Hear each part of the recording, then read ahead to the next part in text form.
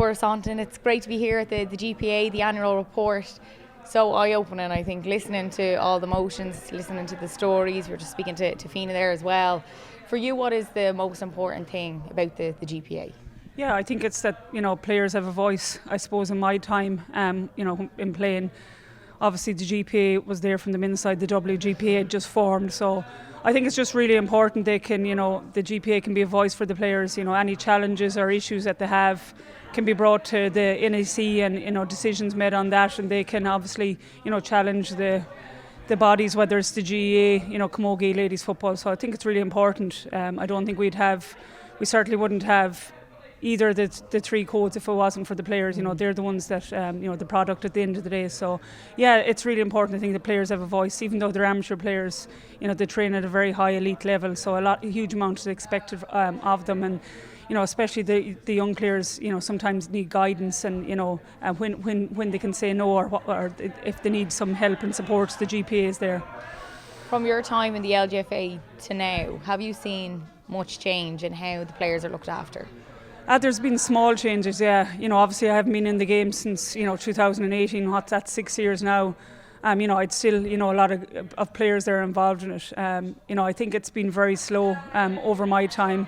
You listen to stories of Fiona last night, at the AGM, and her emotion, which was brilliant to see coming forward. But that's one thing that really bugs me, to see players that are out of pocket from injuries that they sustained playing inter-county football. And as I said today, that happened to me when I, tore my ACL and had surgery in late 2007, early 2008, and I had the exact same experience of Fiona. And we put so much on the line, and players put their bodies on the line, and you hear a young person out of pocket having to get a loan out to have surgery, and I suppose that does really bug me. And you see the opposite then that happens in the men's, and I suppose this is happening right throughout the county. That's not just in isolated stories, and I suppose, as I said earlier on, female players in particular, are just grateful for anything they got, but we're at a stage where that we need to move on from that.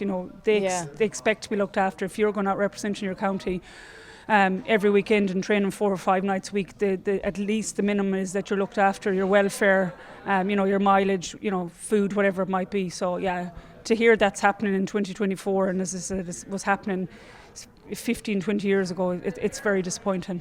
The stress of that as well, like speaking to Fiona there, she said, I was worried of how to pay the loan back. I was like, imagine that on top of having to go to work, having to go out and represent your country your county at the highest level as well, balancing all of that with the stress of how do I pay this loan back for an injury I sustained playing for my county. Yeah, and I think the biggest thing is this is happening. This is Fiona's just one story. Yeah. I'm sure if you went around every county, whether it was Camogie or ladies football, there's a magnitude of players that it's happening to.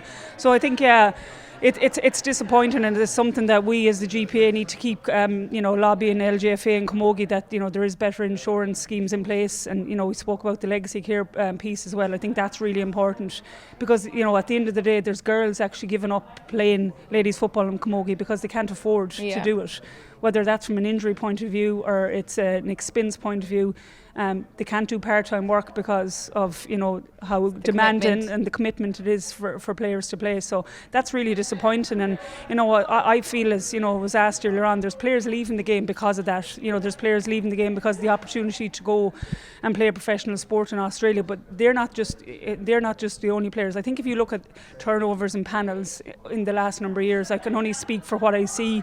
Meath is one that has had a big turnover of players. Yeah. I know for Mayo for a fact, I think there was maybe 11, 12, 13 girls that left the panel last year. And I suppose we need to get to the bottom of the reasons why these are all young girls are leaving. It's not because of retirement. Why are they leaving? And I think it's the demands of the game, and they're not being looked after. Mm-hmm. Is that a big worry, seeing this amount of players going, and maybe to the likes of Australia, other sports as well, because they're getting looked after better? Yeah, it's a massive worry, and it's been happening now since 2018. And these, in terms of Australia, these are some of our biggest names. If you look at the names that are gone to Australia, they're in our, there's probably 8 out of 10 of them are in our top 10 players that have played the game. So if you don't have your best players playing the game, the product cannot be as good as it was. So yeah, it's a huge worry, for me, as in terms of the game. having the Australian background and being there, you know, I know what's coming next. I know there's more and more players going, and the AFL want more and more players out there. So it's not, people think, oh, it'll even off and that'll be the last of it. It's not. There's young girls now that aspire to be AFLW players rather than ladies football players, because they see the players and how they're being treated and looked after. So yeah, it's a huge worry, and I've said this before, I think it's something that the association needs to look at. You know, treat your players better, make sure they're looked after better. You know, you can never compete with a professional sport in terms of being paid, but if you're being looked after really well within your county, you're being you know, respected as a player, I think then that might be an opportunity to stay. But if that's not happening, you know, there's girls leaving. As I said, it's not just even for professional sport, it's just going away from the game, you know, whatever they might want to do. So yeah, it's a huge worry for me that you see, you know, your top players now not coming back from Australia, that they're staying over there, or just walking away from panels because, you know, they've had enough of it.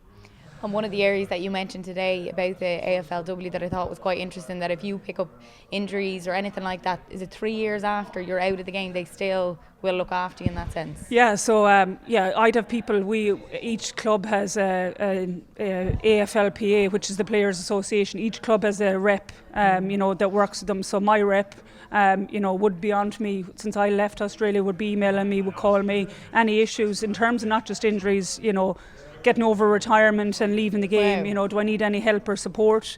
Yeah, and one of the things is that once you leave the game, any injury that you sustained over there, so for me it was multitude, I could have, you know, if you have any issues and you need any help, that you know, they will cover the cost of your surgery. If you have your own private health insurance, that will obviously go, but if there's an excess cost, they will help, whether, you know, I say, for example, my leg injury, if I had any problems from that. But yeah, all your injuries are documented from all your time over there, and they look after you. Your club is to look after you for 3 years, but the AFL would also look after you outside of that 3 years. You know, they have things like hardship funds, you know, all that. So, you know, as I say, I'm out of the game now. You know, I came home December 22. You know, I still have contact from them to see is everything all right. So yeah, I think it's hugely important, because you've put your body on the line, you know, for a number of years out there, and they want to make sure their players are looked after. So it's huge, and even in season as well. You know, when I was over there, I could never leave Australia unless I, you know, was fully right. You know, back to where I was when I come out that year. So they're very, very good in terms of welfare and medical. And you know, I think, you know, to listen to Fina's story and other girls that have had issues, I just think it's so sad in how much effort and commitment that you're given, that you're just not looked after. And that's just at a basic level of paying for your surgery, paying for your physio, things like that, having to get a loan out. You know, as I said, we're in 2024, and these things shouldn't be happening to players. Absolutely not. And in terms of the player load then as well, male and female, lots of talk about the split season. Is it working? Is it not working? Will we push the All-Irelands back? All of that. What's your view on it? Yeah, you know, I suppose, you know, with the survey that was done with the male players in particular, we'll speak about the male side of the game. You know, they feel the split season's working. I think was over 80% want to keep it. So, you know, the players are the one that's in there. You know, for the spectator, okay, we might think it's a little bit rushed, you know, game on game, you know, obviously working in the media, it's, you know, it looks that way, but I think you have to take the players are the ones at the end of the game that give us the product. So, you know, and as I said, I'm involved in coaching the men's team in Mayo as well, and you can see the lads that will come back in for us from Mayo. You know, we hope to go deep into championship. It could be, you know, October, November till you're going, and then you're expected to be back in a Mayo. So it's very difficult. I do think the split season is the way to go. I do think the players though need a break at the end of the club season before they go back in with Mayo, because if you've your players, as Niall rightly said, you know, coming to training injured, not mentally refreshed, you're not getting the best out of them. If you're not getting the best out of your players, you're not getting their best product. So for amateur players that have to get up and work on a Monday morning and work, you know, 35, 40 hours a week, it's very difficult, and I think we ask a huge amount of them. So, you know, whatever they vote or decide on, you know, we have to go with. And in terms of the Camogie Scorts as well, that was something we talked about today. Obviously, it didn't pass in Congress. That was maybe a shock to a lot of players. I think majority of players, any that I spoke to anyway. What's your feeling on that? Yeah, I think it's in this day and age, I think, you know, young girls growing up, you know, as Mary rightly said, for their well-being, for performance, you know, whatever it might be. You know, we've moved in terms in ladies football and other sports, same in AFL, W in Australia, we moved away from the white shorts, for obvious reasons. And if players aren't feeling comfortable in wearing Scorts, they should have the choice. The choice should be there. If you want to wear a Scort, that's fine. It doesn't impact your performance or well-being. But if it does, that you should have the option to wear shorts. So I just think it's crazy. Again, in 2024 that we're talking about, can female camogie players that they can't decide whether they have to wear shorts or skirts. So I think if the associations actually sat back and look at it, this is stopping young girls from playing camogie. I think it's hugely important that that changes and camogie players have the choice between a skirt and shorts. Like even at club level, I see that when we all go to training for camogie, no one wears a skirt. It's always shorts, and even at the minute in our WhatsApp group, everybody's putting in that we these summer games. They are more fun than anything, and a lot of people are writing in, do we have to wear the skirt? I'm like, this is crazy. Yeah, no, it is. I was with Galway Camogie last year for the year, and like that, you'd never see anyone wear a skirt to training. No. And from them, they had, a lot of them had bicycle shorts and stuff on under skirts or wear shorts under them. So yeah, it's a ridiculous motion. I feel that the players' voice or players' opinion is not being listened to again by association, which is really, really disappointing. And finally then, just on the new rules that have been proposed and they're trialling at the minute, is there any of them that you'd like to see come into the game? There's a few I do. As obviously I'll be probably a little bit different from Niall in terms of goalkeeper. I'm a forward. I love the 2.1. That's probably my favourite one. I think the skill along point taking has gone out of the game.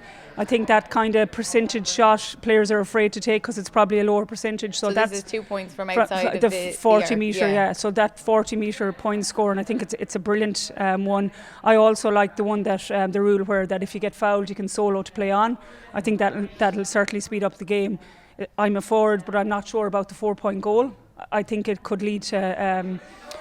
If teams got 2 or 3 goals in a game, I think it can lead to very one-sided games. So I'd stick to the 3-point score, and I like the new advanced mark that it's now inside the 20, and they can play on, and you can bring it back for a free. I just think it promotes a lot more free play, attack and play. Again, that's from a forward. I know Niall said with the advanced mark, if a player plays on and there's a good piece of goalkeeping or a good piece of defending, it kind of takes away from that because the free is then given. But yeah, I think there'll be some good rules. I'm not sure about the 3-up one. It's probably not one I'd like to see, but again, you're not going to know till a lot of these are trialled or actually what they look like. But in fairness to Jim Gavin and his team, they're trying to move the game on, and I suppose from what we've seen over the weekend in particular, the Kerry-Derry game, you want to have that, you want to see David Clifford and the likes of these, Shane Walsh, whoever it might be, taking a lot more scores and having a lot more attack and play. Brilliant, Cora. Thanks so much for your time. No problem at all. Thank Thanks, you. Ashley.